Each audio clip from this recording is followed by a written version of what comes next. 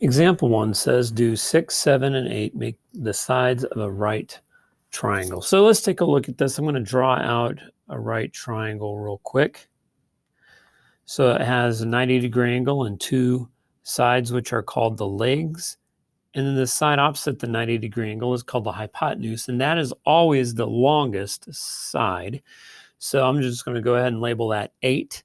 And then this will be 6 and this will be 7. So we have a right triangle there. Now, what we're going to do to use this is we're going to use what's called the Pythagorean theorem, which you guys should be familiar with already, to where it's that theorem that says, you know, like the square of the legs is equal to, the sum of the square of the legs is equal to the square of the hypotenuse.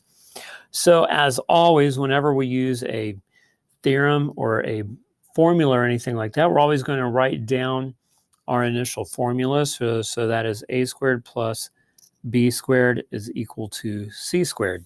So to see if this makes the sides of a right triangle, we're going to plug in our values with 6 squared plus 7 squared is equal to 8 squared. And again, the longest side is always a hypotenuse. So when we add these together, I get 36 plus 49 is equal to 64. And when I add 36 and 49 together, that gives me 85, which does not equal 64.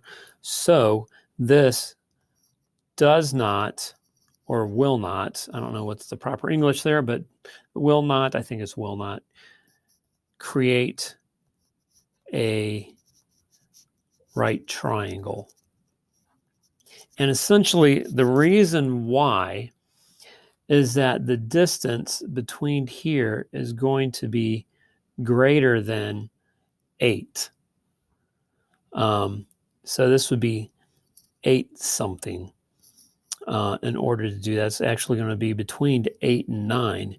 So it's, you know, so if I drew this to scale, that hypotenuse would just come out short.